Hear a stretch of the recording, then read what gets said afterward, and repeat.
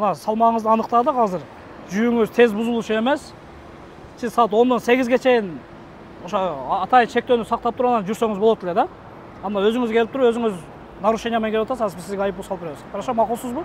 Ош-Бишкек унаа жолунда күнүнө 1000ге жакын жүк ташуучу унаалар өтөт. Алардын басымдуусу курулуш материалдарын, жер-жемиш, азык-түлүк ташыгандар. 19 майдан тарта оор жүк ташуучу унааларга күн ысыкта жүрүүгө чектөө киргизилген. Мунун негизинде бир ай аралыгында Ошто 81 протокол түзүлүп, айыппулдун жалпы суммасы 1,5 миллион сомго жетти.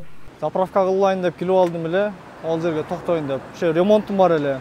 Ремонтко кирип, кечкурун жылайын деп келдим, ошого тосулуп калды да. Өз 500 метр эле жүргөнмүн. Ошол дагы чыгып калды да. Тура эле жол бузулуп атат да.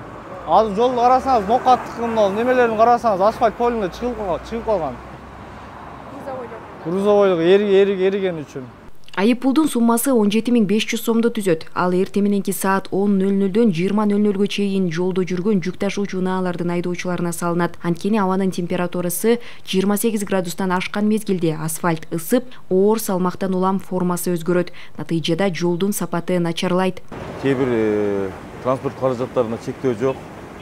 Алар жүргүнчү ташуучу автоунаалар, гуманитар жардам ташуучу, ошондой эле кооптуу жүктөрдү ташуучу.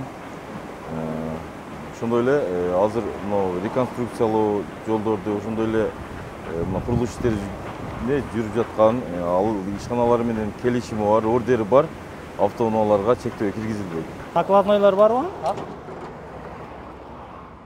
Ал эми бул Volvo үлгүсүндөгү оор жүк ташуучу унаанын ээси 18 тоннадан ашык жүк алып баратканы аныкталды. Ага тескөөчүлөр протокол түзүп, унаасы 20:00-га чейин ордунда токтотулду. Азыр Volvo үлгүсүндөгү автоунааны, оор жүк ташуучу автоунааны токтоттук. Токтоткон учурубузда ичинде 15 болуп чыкты.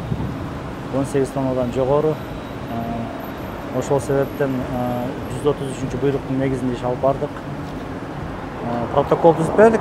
Статья 181, часть 4-тün негизинде 17.500 сом айыппул салынды.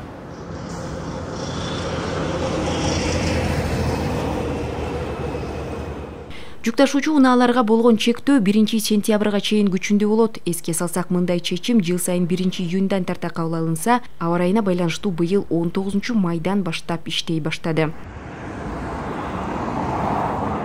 Сезим Сагынбекова, Нурсултан Абдикарим уулу, ЛТР, Ош облусу.